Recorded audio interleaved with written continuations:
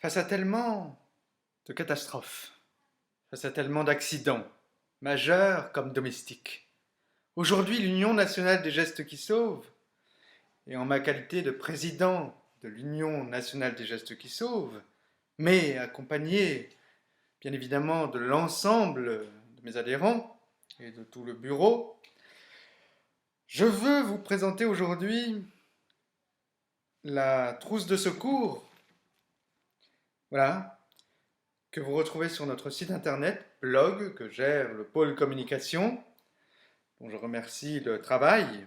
Nous allons décortiquer ensemble cette trousse d'urgence qui devrait doit et qui devrait encore plus aujourd'hui faire partie de vos bureaux, de votre lieu de vie, chez vous comme ailleurs. Tout d'abord, nous retrouvons, et c'est une première en France, un bilan succinct, que tout médecin en repos, sapeur-pompier, infirmière, mais également des novices formés au PSC1, Prévention Secours Civique niveau 1, peuvent remplir. Cela peut être une aide précieuse pour les sapeurs-pompiers et les services de secours, tels que le SAMU notamment. Nous continuons à décortiquer cette trousse de secours. Quand les gens sont blessés et ont froid, voici, vous ne la connaissez que trop bien, la couverture de survie. Le côté doré à l'extérieur pour quand les gens ont froid, sont en hypothermie notamment, en montagne. Également le côté argenté à l'intérieur, que l'on mettra à l'extérieur pour justement abaisser la température d'un corps. Vous pouvez la mettre en application lors d'accidents de voiture, lors de pertes en montagne, recherche de personnes, mais également lors de noyades et dans toute autre situation.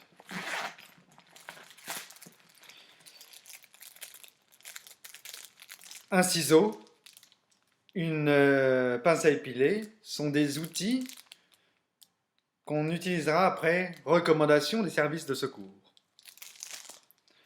lors de recherche de traumatisme pour indiquer peut-être au 18 ou au 15 ou même au 112 sur téléphone portable la région de la blessure ou du traumatisme sur le corps de l'individu que l'on est en train de secourir.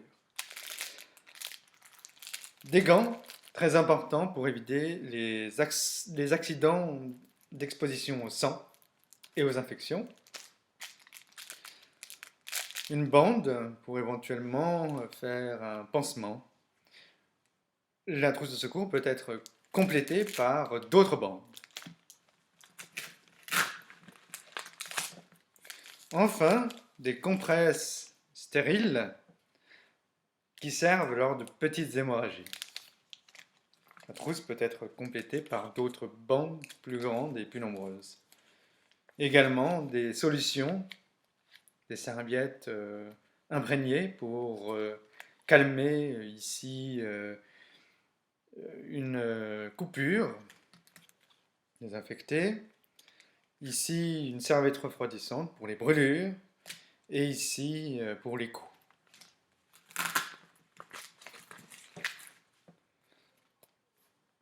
Enfin, ici, des pansements d'urgence pour les égratignures.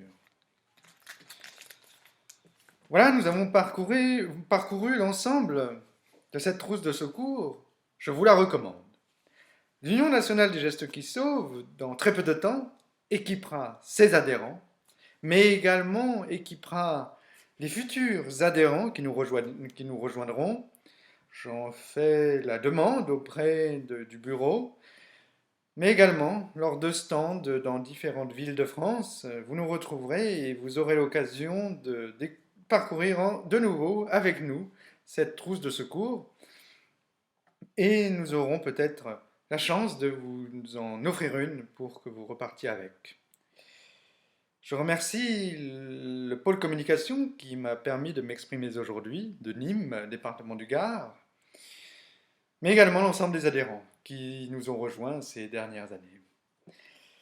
Voilà, donc je rends l'antenne et je vous souhaite donc une bonne soirée et à plus tard pour de prochaines explications sur d'autres petits matériels de secours.